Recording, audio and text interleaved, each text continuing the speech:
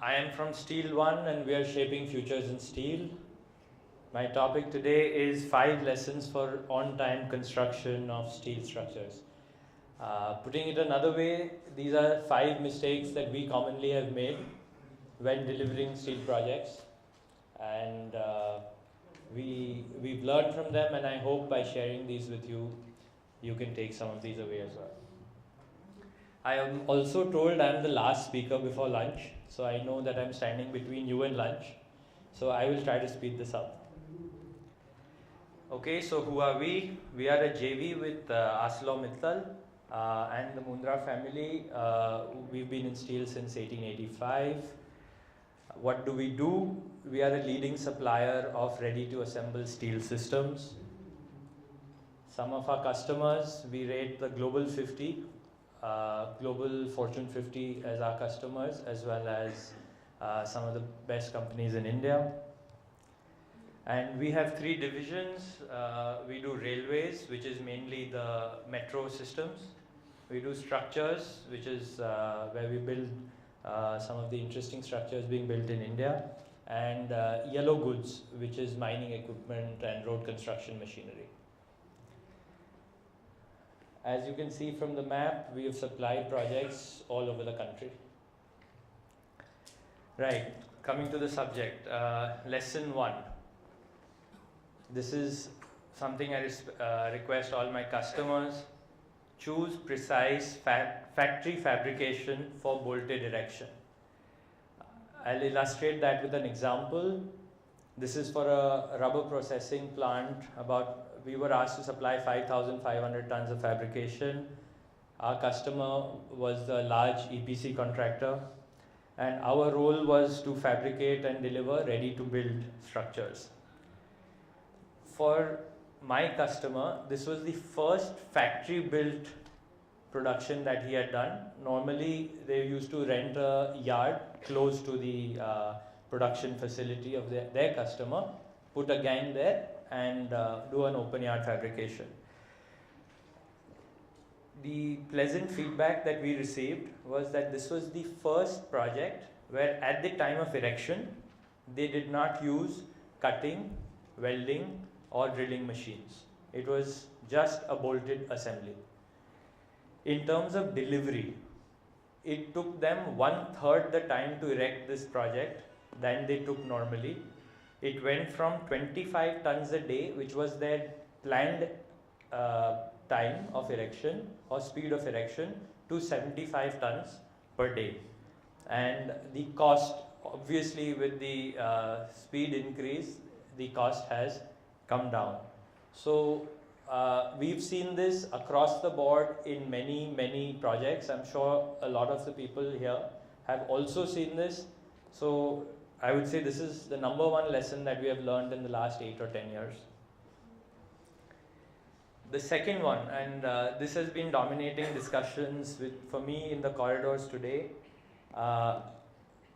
aligning the sequence of erection with all other activities. We've been talking that steel projects should be delivered faster than concrete. But if you do not align everything in steel, you cannot deliver on time.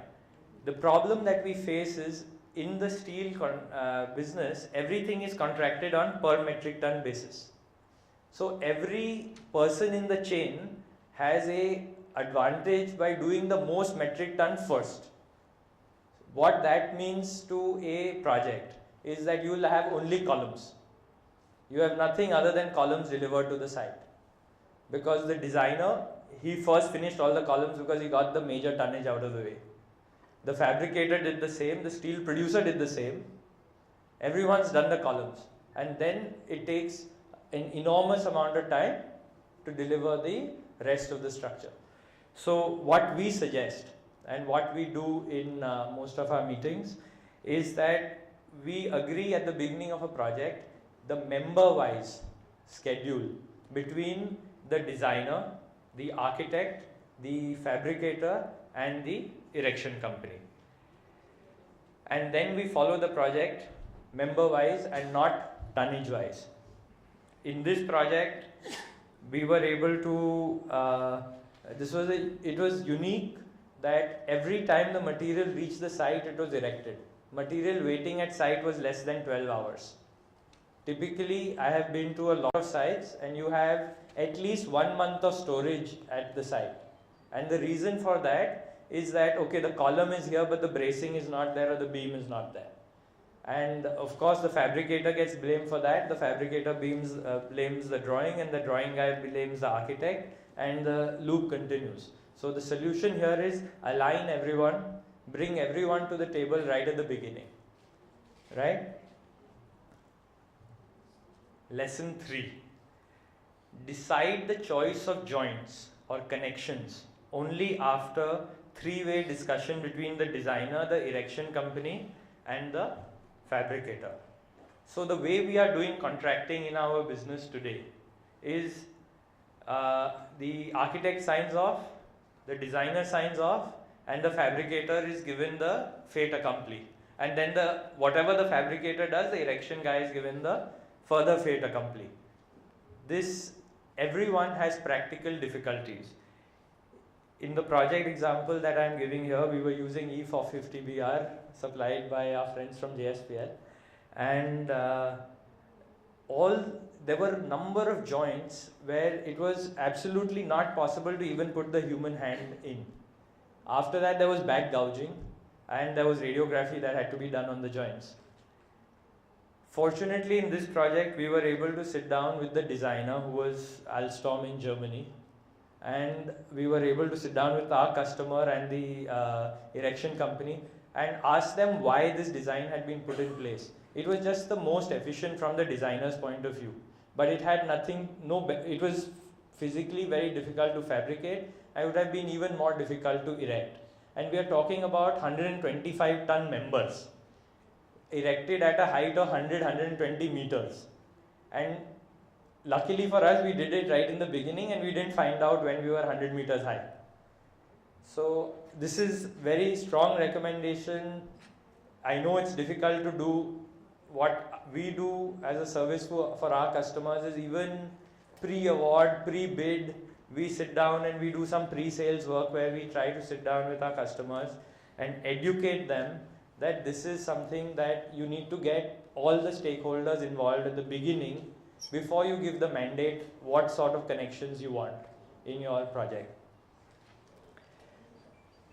Side benefit which I think will interest a lot of you in the room is that we saved 1.5% of steel cost because of this interaction, and it has pretty much now become standard for us.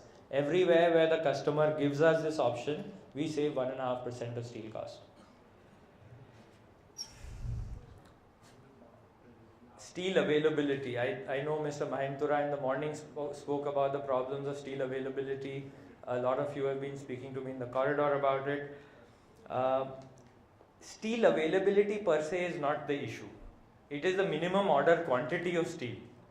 Because what a designer will look at is designing the most efficient structure. But for a steel producer, it may be impossible to produce that quantity for that project. So you end up waiting till you have another project which requires the same steel. So one of the exercises that we feel is mandatory is a commonizing of thicknesses. Designers or architects will typically tell me that, Dhruv, we can't do this because the cost of the project or the steel will increase by 2 or 3%. I have found that we've been able to go up, we've been able to go down. Normally in a plus minus 1% range, we are able to commonize thicknesses.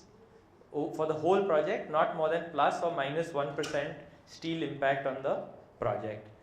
But if you do that, look at the cost impact. Suddenly, you go from trying to order small tonnages of specific thicknesses or specific sections to minimum order or even bulk order quantities. So suddenly you get bulk discount from the steel manufacturer. Yeah, right? Typically we share that 50-50 with our customer. Second topic that comes up is there are no hold points.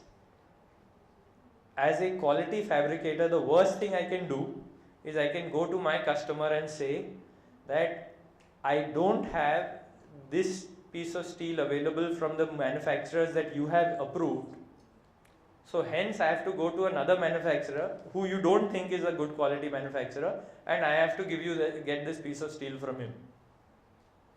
Much better to go in the beginning and decide what you can do, what you can't do, and make the change at that stage. Last lesson that I'd like to discuss is for really high-rise projects where you could get into serious type of issues once you start the erection process, is validate the fabrication process the first time on the ground. The picture I have for you is for a project that we did for a large petrochemical company, and this was going about 80-85 meters in the air. This is the first tire fabrication which has then been put together on the ground to confirm all tolerances are matching. Once we achieve this, we are sure that the fabrication is now validated, the process we are following is going to be fine, and now it's our job to make that process repeatable. With this type of effort taken in the beginning, most customers don't want this because it pushes away the delivery of fabrication to the site by 1 month, because the trial assembly does take time, but after that erection takes no time. So in trying to save that 1 month in the beginning, we lose 3-4 months in erection. So these are some of the lessons. Let me recap. 1. Choose precise factory fabricated structures for bolted erection. Aligning holes when you are 100 meters in the air is very difficult, can't be done.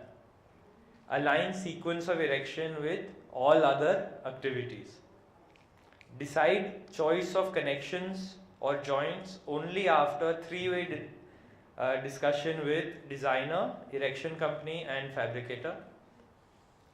Choose steel bomb based on availability but also based on minimum order requirement of the steel mills. Use on-ground assembly to validate fabrication process first time. I hope you found these learnings useful. Thank you very much.